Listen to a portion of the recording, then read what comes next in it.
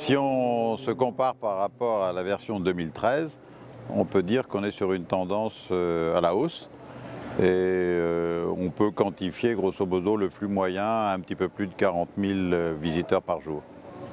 Donc c'est une belle tendance parce que si on multiplie par 4, donc on arriverait à 160 000, c'est l'ordre de grandeur à peu près des entrées normales à un Bourget professionnel.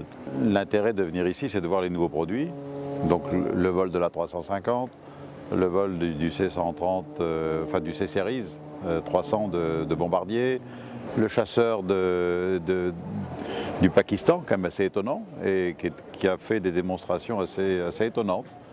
Et il y a bien sûr l'IFAN, qui est encore un concept, mais qui quand même est assez bluffant de voir un avion tout électrique décoller.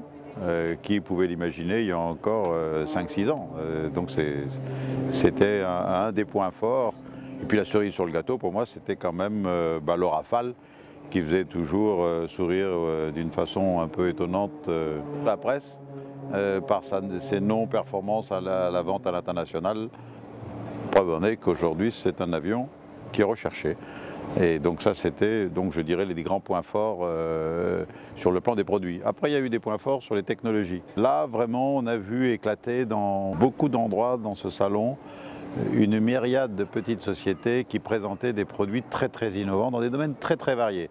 Que ce soit dans le domaine du logiciel, avec des logiciels très adaptés à des niches qui sont l'apanage, par exemple, de la gestion de flotte, qui sont l'optimisation des programmes de sous-traitance, la gestion des données, ou qu'est-ce qu'on pourrait attirer des données qui sont multiples dans notre métier. On passe son temps à enregistrer des données, mais il n'y avait jamais de traitement derrière. Et aujourd'hui, on a vu des sociétés qui commençaient à s'intéresser au traitement de ces données, qui sont totalement disponibles, au profit finalement des clients finaux, pour mieux utiliser les machines qu'ils achètent.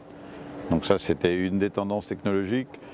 L'imprimerie 3D, on avait quand même ici, je pense que c'est vraiment la révélation dans ce salon de ce que l'imprimerie 3D peut, métallique, je dis bien, peut apporter à notre industrie. Et celui qui, je pense, rapporte la palme du succès, c'est la société BIM, jeune start-up, qui a, disons, signé des commandes sur le salon, c'est quand même étonnant, et qui est en courte finale sur toute une autre série de commandes. Ça, bravo à cette équipe, parce que quand on voit des startups réussir, c'est toujours encourageant et ça donne, disons, des bonnes idées, je pense, aux autres. Donc ça, c'était un point important. Donc là, disons, l'émergence de toute une série de nouvelles technos, et principalement quand même dû à des PME.